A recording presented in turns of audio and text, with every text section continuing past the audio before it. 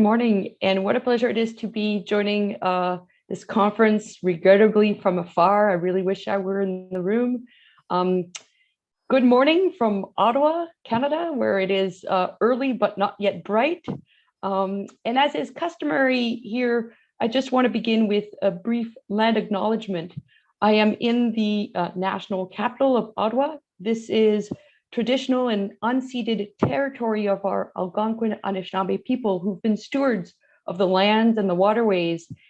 And the Ottawa River itself, the Great River or Kitchissippi, if I were to paddle down all the way to the Atlantic and then perhaps sail across the Atlantic Ocean to join you in person, I would be retracing in reverse the travels, the trips of the settlers. And that context certainly informs a lot of the work we do in the field, in the area of equity, diversity, and inclusion.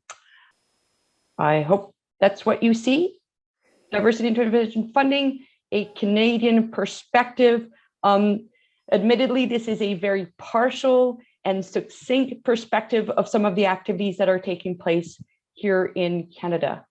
I do want to emphasize that although I am at the National Science and Engineering Research Council, it's a bit early and not quite rolling off the tongue, at NSERC, many of our activities in EDI are tri-agency activities, and these are three federal research granting councils: the Canadian Institutes of Health Research, CIHR, Natural Sciences Engineering Research Council, NSERC, as well as the Social Sciences and Humanities Research Council, SSHRC.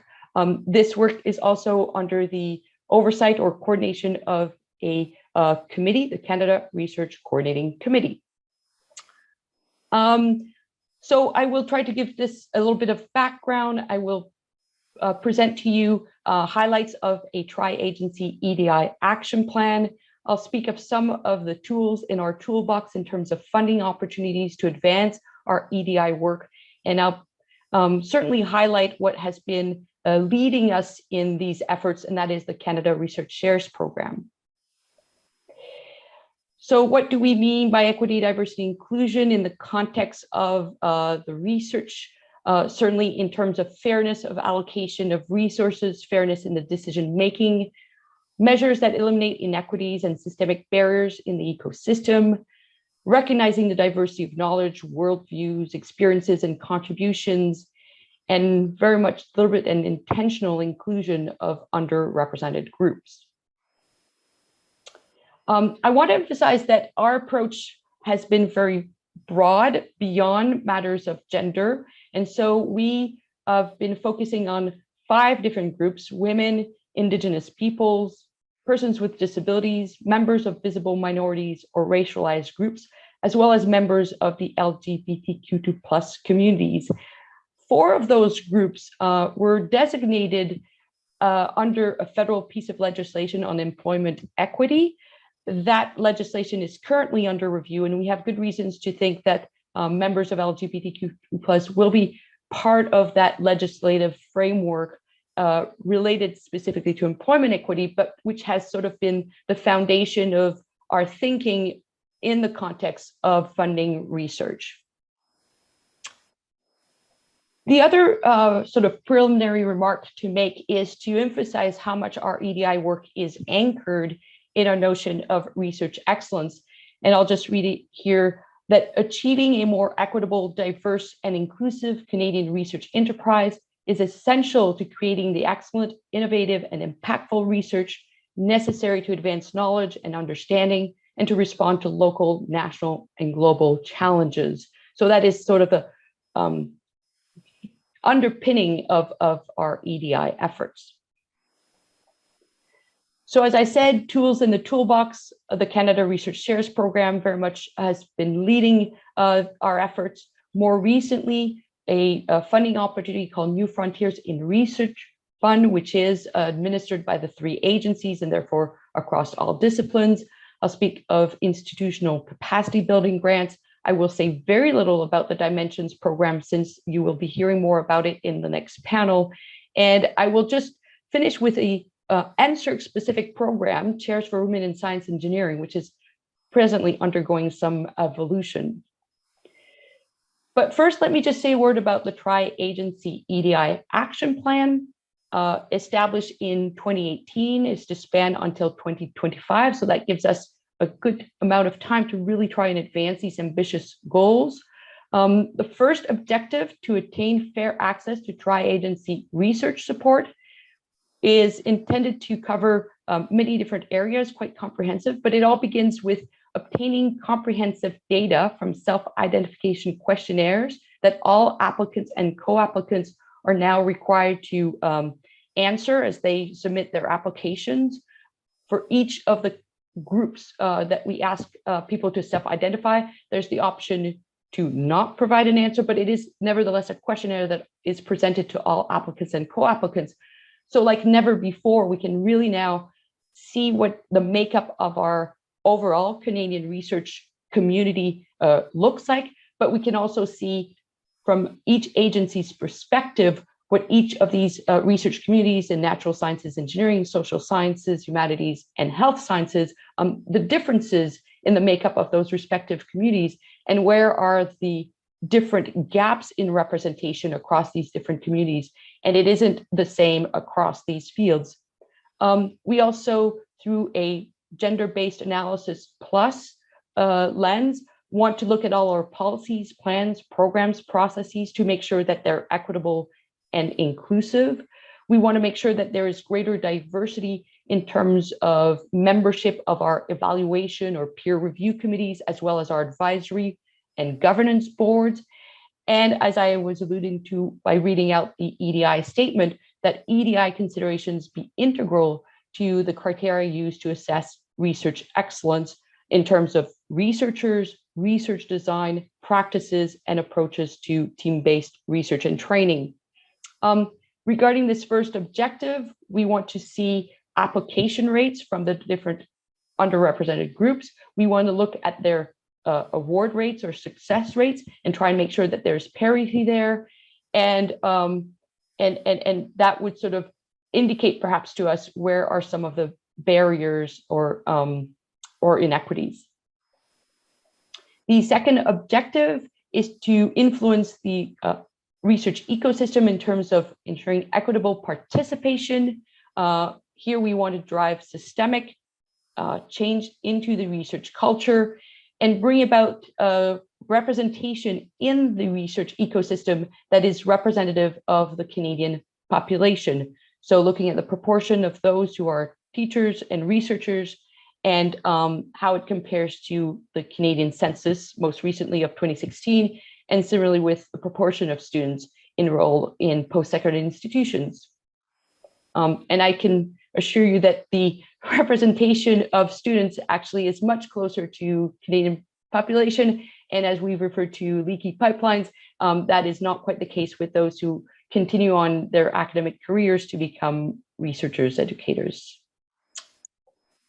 So just to speak to some of our funding opportunities where EDI is embedded into review criteria, but also a number of funding opportunities to support EDI work. I'll begin with the Canada Research Chairs program, which really has many facets that have advanced the work of EDI in Canadian research in the Canadian research ecosystem. Oops, there we go. My mouse is a little asleep. So broadly speaking, the program, oops, that's one slide too far. I apologize. So to begin with an overview of the Canada Research Chairs program, institutions are now required to establish and to meet targets which are based on Canadian representation. That is to say that they have to ensure that there isn't underrepresentation from any of the 4 primary designated groups, those that were initially identified through our Employment Equity Act: racialized minorities, Indigenous peoples, women, persons with disabilities. In instances where the number of chair positions that is hosted by a university does not meet those targets, then the universities are prevented from submitting new nominations unless those help address the gap. So this is a very strict approach to ensuring that targets and representation is met. That is to say, though, that strong approach or strict approach has been quite successful in raising the levels of representation of most of the underrepresented groups. So the first column to the left sort of represents the Canadian population as of recent census 2016. So about 50% for women. Racialized minorities in Canada are about 22% of our population. When it comes to persons with disabilities, actually that is not the target. There isn't actually set at the level of Canadian population, because in the academic sector, in the research ecosystem, we were so far from coming anywhere close to that target that it actually is a lower target. And then when it comes to our Indigenous peoples, they represent just under 5% of our population, and that is the target. Middle column shows progress that had been achieved by 2016, and then most recently in 2021, you can see that by setting very explicit, clear, strict targets, that there has been great improvement in the representation, and we hope to meet the Canadian population proportions by 2029. The Canada Research Chairs program also expects that those institutions that receive the funding and host those chairs will have established institutional EDI action plans that have to meet the specific requirements set out by the program. There has been recognition that without financial support, it can be difficult to advance that work, and therefore the program now provides a stipend to institutions. And most recently, as part of the Canada Research Chairs program, there's an award that will recognize work that helps advance EDI in the research ecosystem. Quickly, because I see time is passing, I want to highlight the New Frontiers in Research Fund, where the program does require EDI as part of applications, and this touches team composition, training, inclusion in broadly speaking, as well as those EDI considerations in the design of the research projects. And they're highlighting the best practices in EDI in a research guide, which has been quite the resource for applicants to that program and many others, where increasingly we are expecting some EDI considerations in applications that are submitted to the 3 funding agencies. I will just carry on to highlight our EDI institutional capacity building grants. This was a pilot initiated in 2018. It was influenced by the NSF's Advance program, and there have been 2 waves of funding in 2019 and 2021. The program was aimed at smaller institutions, the mid-size or small universities, as well as colleges in Canada. It was offering up to $200,000 per year for to 2 years. And what we then saw was interesting mix of applicant institutions. In the very first wave, more universities were prepared to try and access that funding. By the second wave in 2021, we see more colleges, and in the province of Quebec, they are referred to as cégeps. About 50 to 60 applications in each of the waves, 15 to 12 awards that have been provided.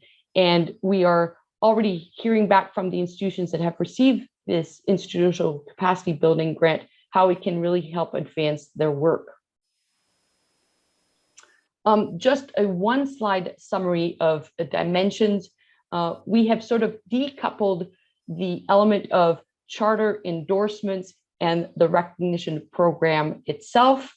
As I've said, it includes, but is not limited, in fact, to the 5 underrepresented groups across all disciplines.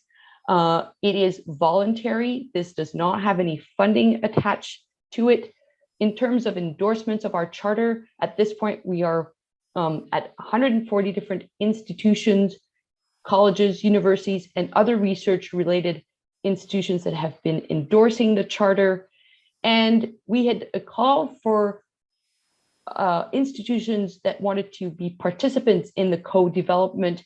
17 were selected and they formed the cohort, which is really helping us develop the program, as you'll hear more about in a moment. And let me just end on this Chairs for Women in Science Engineering program, which dating back to 1996 was really sort of our early efforts specifically at NSERC to increase the representation of women in STEM.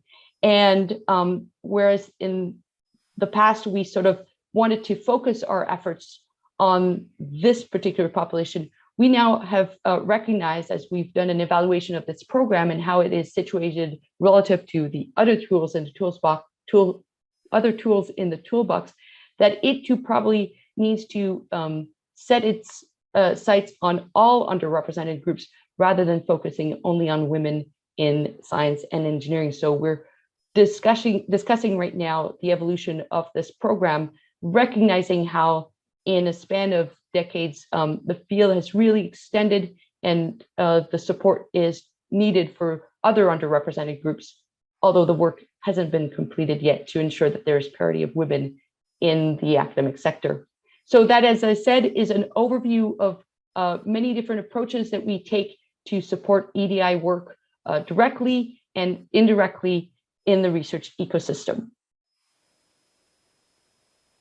And I think we're probably short on time for questions, but as was mentioned, hopefully we will hear some feedback from the audience throughout the next day, 2 days, in fact.